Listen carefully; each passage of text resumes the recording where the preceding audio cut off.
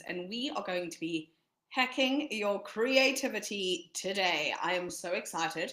Hello, TikTok, YouTube, LinkedIn, all the things. I'm going to be answering some of your questions, and later on in the video, I'm going to be inviting you to attend our masterclass if you really want to dive deeper into your creativity and hacking your creativity. So today is just a fun session where I answer your questions. So feel free to put some questions in the on whatever platform you're on in the comment box, and I will be answering those questions for you. So we're basically going to be talking about how to access your creative genius using a proprietary, that's such a hard word to say, whatever, a framework that I created. And basically what we're going to do is we're just going to see how accessible, how fun, how quick and easy it is for you to access your creative genius and be able to operate from your creative zone. So if you are feeling creatively blocked, this session is going to be for you. Now, for those of you who don't know me, I am a professional comedian, I am a creativity coach, and I've spent the last 14 years designing creativity and comedy courses that enable you to get to your creative genius as quickly and as easily and in the most fun way possible. That has been the vision and the mission, to help as many people as possible do it. So for those of you who are feeling like I'm not a professional comedian, what am I doing here? Or I am not a creative genius, or I'm not creative, you actually are in the right place, because for the last 14 years, I have been helping wide variety of human, not just performers. I have worked with, big time performance and performance directed, shows for Netflix and for Showmax and, directed comedy and things like that. But for the most part, the moment I've worked with individuals or corporates, I have basically gone in and worked with people who have never performed a day in their lives, who believe that they're not funny, who believe that they're not creative, and help them to access their creative genius like this. So if you guys have any questions around hacking your creativity, just a reminder, put it in the comments below, and I will be answering them on this session. Ew. Okay, so we have some questions coming in. Brilliant. First up, hello, Sandra. Hello, Liam. Hello, Ntokozo. Hello, guys. Okay, so first up, I'm not funny. Yes, this is always what I get. I'm not funny. I am not creative is improv for me. So my methodology and the framework that I have come up with is, I would say, it's not just based on improv comedy. It's based on my years of training in clowning, improv, stand-up comedy. I mean, even I would say, my experience in beauty queening and entering a beauty pageant, that sort of stuff has come into, my training as well. So let me tell you how I found this framework and how I got into this framework, and then you'll understand why, even if you believe you're not creative and you're not funny, this training is actually for you. So when I finished university, I got out of university and I went to go see one of the top agents in South Africa, because how many of you, just like me, say yes in the comments, if you finished university and you think, oh, this is going to be easy, I'm going to get a job, because a degree equals getting a job. So how many of you felt like that? Yes, thank you. So, thank you, the billionaire guy. Yes. So a lot of us left university feeling like, oh, this is easy, we've got a job. So I went to go see one of the biggest agents in South Africa, and this agent I remember, I was so scared. I went into his office and, this was like the first agent I had seen, and I'd done so well at university. I'd finished Golden Key, which is like the top 15% of the arts and culture faculty. And I was like, I've got this. But, I still was very nervous because, going into the big entertainment industry by myself. And basically, I sat down in front of this agent. The agent took one look at me and said, look, I'm sure you're really talented, but you're too large to be in the industry. And I was broken in that moment. I don't know how many of you have had that feeling where you're being looked directly in the eye. Someone is looking directly at you, yet you feel completely unseen. That's how I felt in that moment. And I realized that I had bought into the lie that you needed to look and be a certain way in order to fit into this industry or to fit into the entertainment industry, and the talent didn't matter. So I don't know if that can relate to other industries as well. I'm sure it can, where you have to fit into a specific mold, and it doesn't matter how talented you are. If you don't fit into that mold, you don't get the job. And I remember leaving, being heartbroken, and I don't know, for a few days, a few weeks, I was in the space of, okay, obviously I am not fit for this industry. I'm not going to be able to make it. And I remember it was the 2-year working holiday visa for London. There was a 2-year working holiday visa for London. And I took that 2-year working holiday visa, and I decided, okay, cool, I'm going to go live in London, and my sister lives there. I'll go crash on her couch and I'll give London a chance. And I went to live in London for 2 years and had no, no desire to, be finding any normal sort of job. I wanted to pursue the entertainment industry, and coming here with no network, no contacts, fresh out of university, that didn't happen. I needed to get a job really quickly, and I found a job as a teaching assistant, and my soul was broken. I was like, this is what my life is going to be, and I was just completely depressed.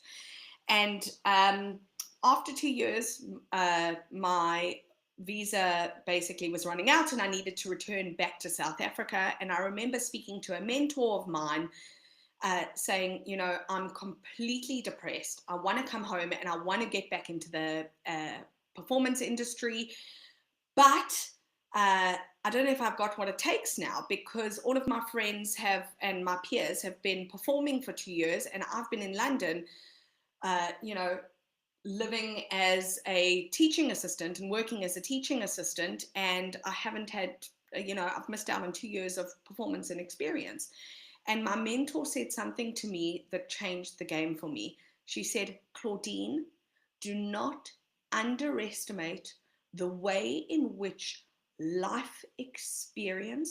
life experience will mold and shape your art.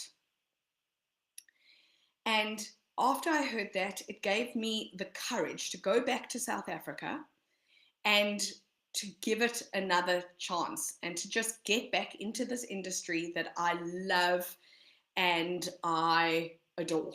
So I came back to South Africa, and I was like, went to go see other agents. The other agents didn't work out. I had another agent again telling me that I was the wrong look, that I was never going to be cast in a lead. I was always going to be the funny girl on the side, and had another terrible experience with an agent. So I was like, wait, hold on a minute. I know how talented I am. Why is nobody seeing this and recognizing this? And I remember I read a quote from Amy Poehler that said, improv is like the military, you leave no man behind. And I was like, wait, I'm feeling really left behind in this entertainment industry. I need to go study some improv. And I put together my life savings after my 2 years of working and living in London. I put together these, all the money that I had, and it still wasn't enough to go overseas and study improv. But I was like, cool, I'm going to apply to every single funding agency I can, funding arts organization, and that's exactly what I did.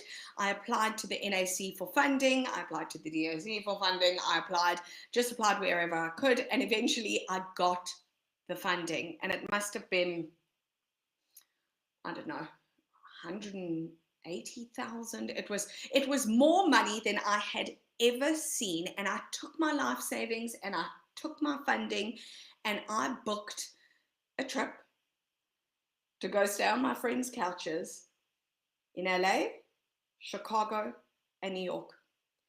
And I spent my life savings paying for every single improv comedy course, clowning course that I could afford.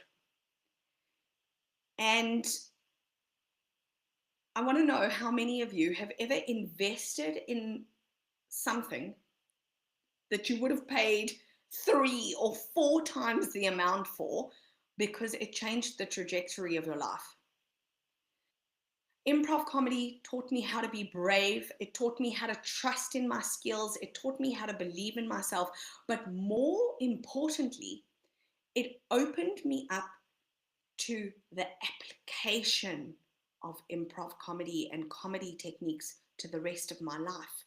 Because while I was there and while I was studying improv, I saw what improv comedy was doing not only for actors.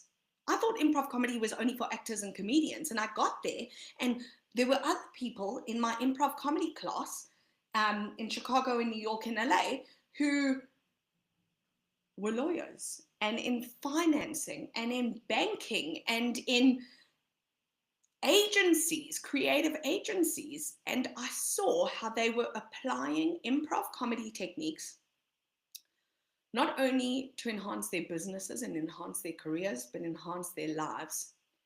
And a switch went off in me that said, there is nothing like this that exists in Africa.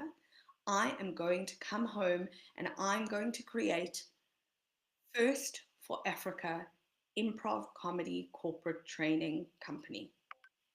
And we focused on individual training, helping them apply improv comedy skills to their everyday lives, so whether it was, goal setting and vision planning and, helping them become a creative genius, or whether it was going into companies and working specifically with corporates on specific goals. Like the first company I ever worked with was Ogilvy in South Africa.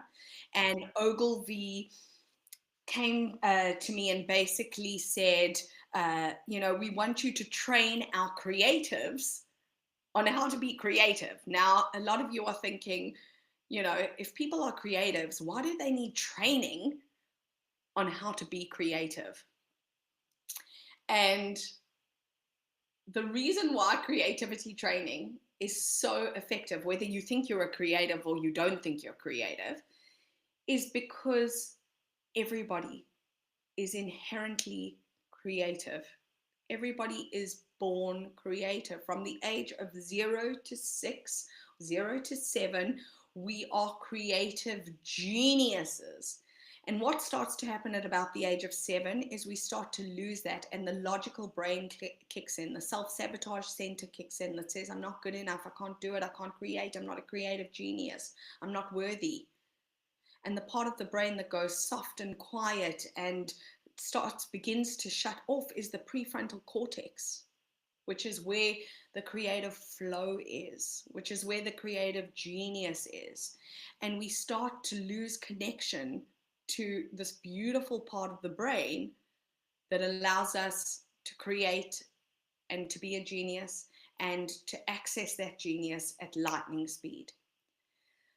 So I knew that when I was going into Ogilvy to teach creatives on how to be creative, on how to reignite and operate from this creative genius and this creative zone, that I needed to develop a framework that was simple, that everybody could access, everybody could understand, whether you were in the entertainment industry or not, whether you were a comedian or not. I needed everybody to understand this framework, and I needed it to be fun. I needed it to be fun. Why? Because I read a quote, I think it was from Tony Robbins, that said that if learning is done through play, it is 97% more effective. So I was like, what is more playful and what is more fun than learning through comedy? So I developed this framework using improv comedy techniques that I brought into Ogilvy that was fun, easy, and accessible, that allowed the people who were learning how to improvise to operate once again from their creative genius, from their prefrontal cortex, and to switch off that self-sabotage center at the back of the brain that said, I'm not worthy, I'm not good enough, I can't do this. So that was my first ever introduction into improv comedy training and to how I discovered this framework. And after the success of, delivering this framework, I realized, okay, cool, this is brilliant. I have something that works. I can do it over and over again. And then it became my mission and my vision to teach as many people as possible how to access their creative genius on demand using the simple, easy, accessible framework, whether you're a comedian or not, or a creative or not. And what I started doing was doing it over and over and over again. And what started happening is people started contacting me saying, Claudine, you came in to do training, for a corporate, but I've been using the same techniques you suggested now, not only for my corporate work, but I've been applying it to my everyday life. And thank you, I'm having this sort of breakthrough. And, I've applied it to, setting a vision and a mission for my life. And now, I've decided, after working on your framework and going in all in on your framework, I've decided to go in all in on my life. And now I'm writing that book. And now I'm pursuing that career. And now I am taking, my creativity to the next level, or I'm monetizing my creativity, and I couldn't have done it without you. So after I saw that this framework not only works, but is really fun in helping people, reach their desired results really quickly, I was like, cool. Which other corporates need this training? Because I can do this for anyone. And what I also realized is, there is, what is so great sometimes is going into a project or going into a career, I guess, really naive, because I went in to Ogilvy not knowing anything about the advertising world, not knowing anything about, agencies. But what I did know was creativity. And what I did know was how to access your creative genius. And I didn't have to understand their industry to know that if I applied my framework into their industry, it could work, and it would work. So I didn't have to understand banking in order to apply the same framework to allow bankers to access their creative genius, as I did, as I did with any other industry. I could literally use the same framework in any industry I was going into. So I just realized how accessible this training is. So do you need to be a comedian, an actor, a performer, a creative in order to do this type of training? The answer, John, is no. The answer is no, you do not. I have worked with a long list of, performers. I have, as I said, performance directed for television and TV networks and things like that. And I've worked with comedians and Emmy award-winning writers. So yes, and creatives in agencies. So yes, I have worked with creatives. But what this framework teaches you is this framework teaches you how to access your creative genius, even if you're not in a creative field, or don't consider yourself to be creative. So excellent question. I hope that answers it. Okay, this question is, is improv just for actors or extroverts? I've just answered that.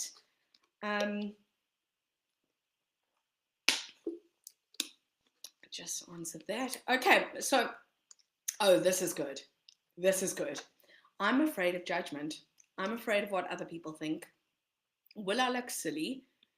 And will I look silly? And will I have to embarrass myself? This is brilliant. Okay, so throughout the years, I have a file like this. It is huge. Okay, of feedback and testimonials that I've gotten from every single course that I have ever done.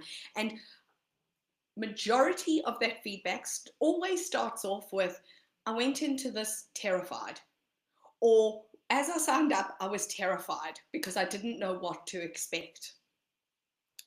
And there is a power in going all in and committing yourself to something before you are 100% ready. And what improv comedy does is it allows you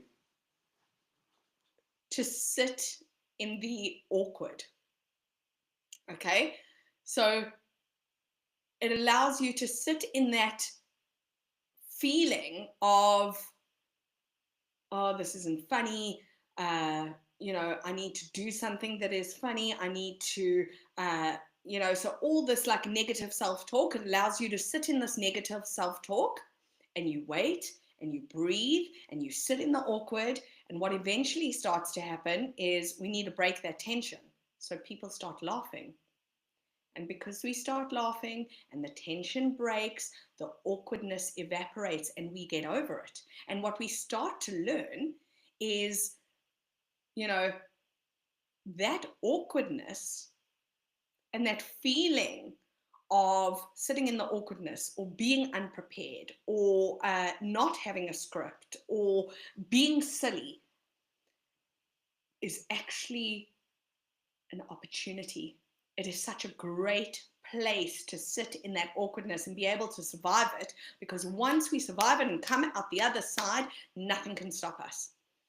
Okay, so it is really, really powerful. So, improv is not about trying to embarrass anybody or trying to make anybody look silly. Rather, it's about accessing your own truth and sitting in your own awkwardness for long enough until you can turn that awkwardness into your power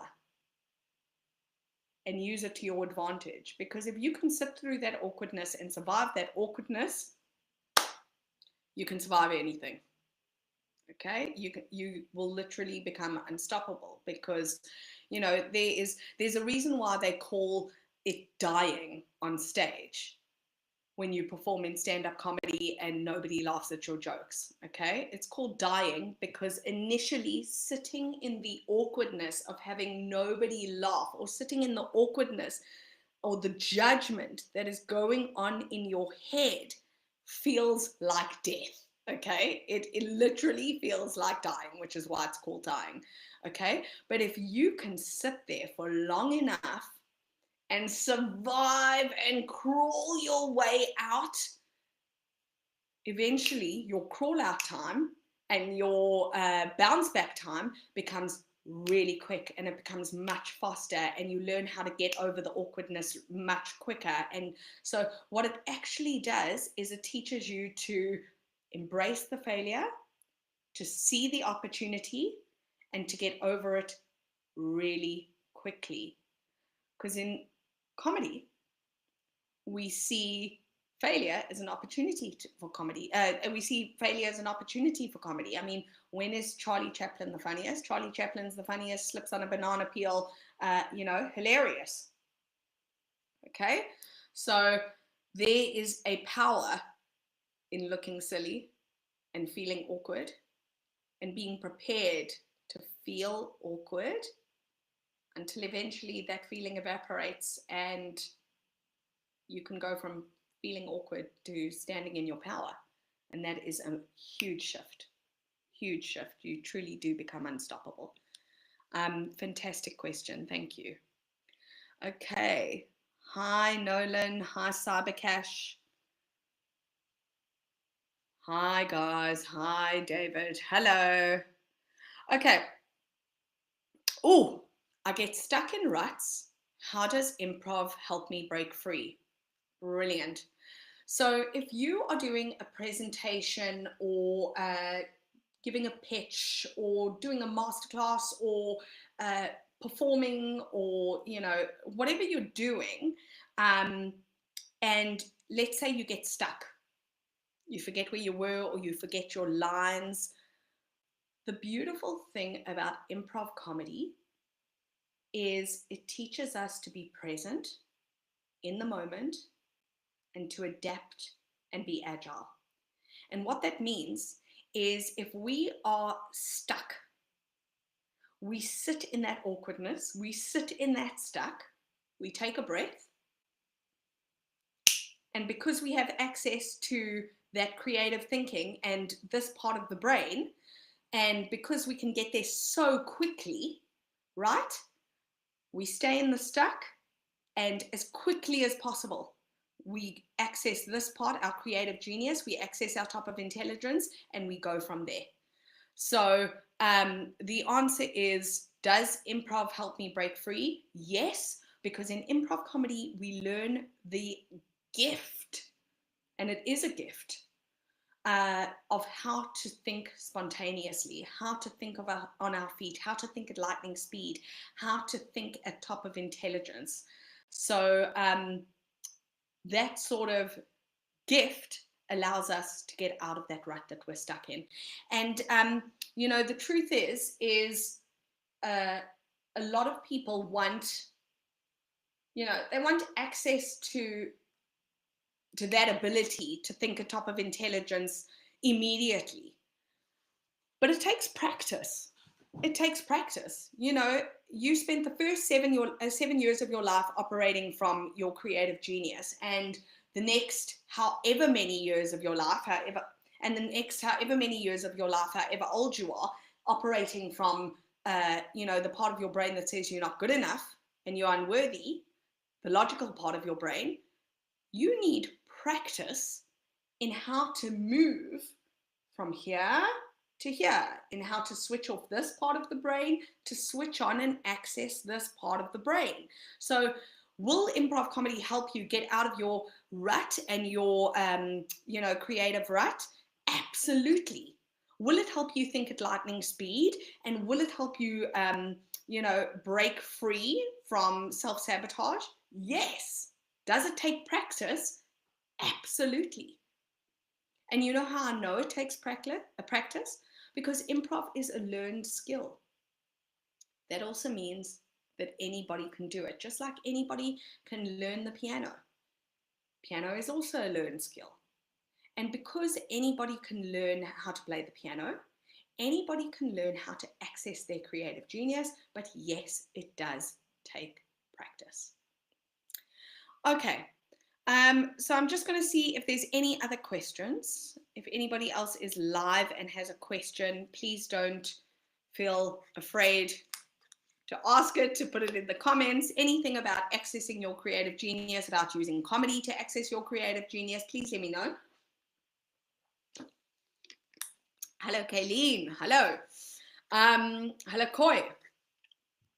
So if there aren't any more questions, I am going to leave a link in my bio on TikTok, and I will leave a link underneath this video wherever you are watching it in order to join our masterclass that is coming up. And this is really a way for us to just get immersed in the framework, immersed in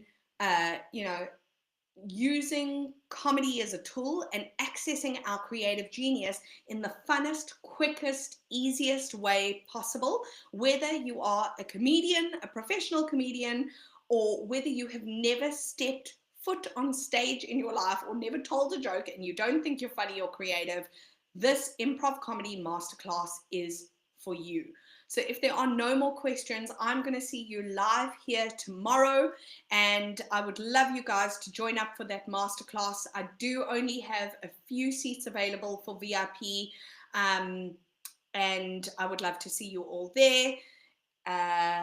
Yes, so we have no more questions. You guys are amazing.